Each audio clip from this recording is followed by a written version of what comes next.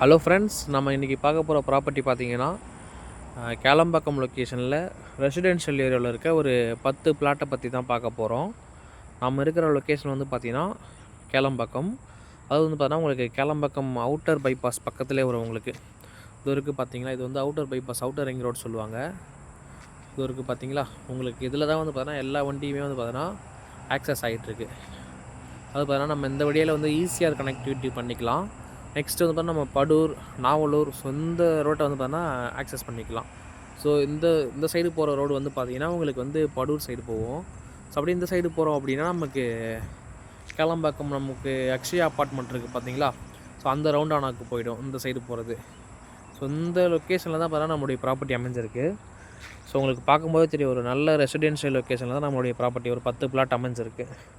So இந்த வீடுங்களாக இருக்குது பார்த்தீங்களா, ஸோ இந்த வீட்டுக்கு அடுத்த இருக்கிற ஒரு 10 பிளாட்டு தான் நம்மளுடைய பிளாட்டு. வாங்க நம்ம இப்போ லொக்கேஷன்லாம் பாருங்கள். உங்களுக்கு சுற்றி வந்து பார்த்தீங்கன்னா ரெசிடென்ஷியல் லொக்கேஷன் தான். உங்களுக்கு ஸ்ட்ரீட் லைட்டு, ரோடு, ஸோ எல்லா ஆக்சஸுமே உங்களுக்கு நல்லா இருக்குது.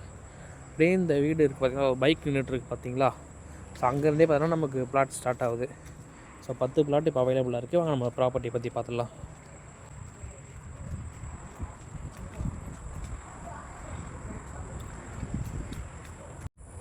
ஃப்ரெண்ட்ஸ், இப்போ நம்ம ப்ராப்பர்ட்டிக்கு வந்தாச்சு. ஸோ இது வரைக்கும் பார்த்திங்கன்னா இந்த வீடெல்லாம் தாண்டினோடனே நம்மளுடைய ப்ராப்பர்ட்டி. ஸோ கரெக்டாக வந்து பார்த்தீங்கன்னா இது வரைக்கும் பார்த்தீங்களா, ஸோ இதிலேருந்து பார்த்தீங்கன்னா உங்களுக்கு அந்த வீடு இருக்கும். அந்த வீட்டுக்கு பக்கத்தில் ஒரு 2 பிளாட் இருக்குது.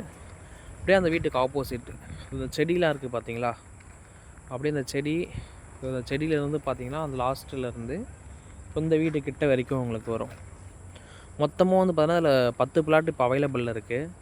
ஸோ பிளாட்டு ரேஞ்சை பொறுத்த வரைக்கும் பார்த்தீங்கன்னா உங்களுக்கு 600 square feet, 650 square feet, 700 square feet, இது மாதிரி சின்ன பிளாட்டு தான். ஒரு லோ பட்ஜெட்டில் வந்து இப்போ பிளாட் தேடிட்டு இருக்கவங்களுக்கு ஒரு நல்ல ஒரு ரெசிடென்ஷியல் லொக்கேஷன் மத்தியில் பிளாட் வந்து ஈஸியாக கிடச்சிரும். ஸோ உங்களுக்கு பார்க்கும்போது தெரியும் பாருங்கள், உங்களுக்கு சுற்றி ரெசிடென்ஷியல் லொக்கேஷன் தான்.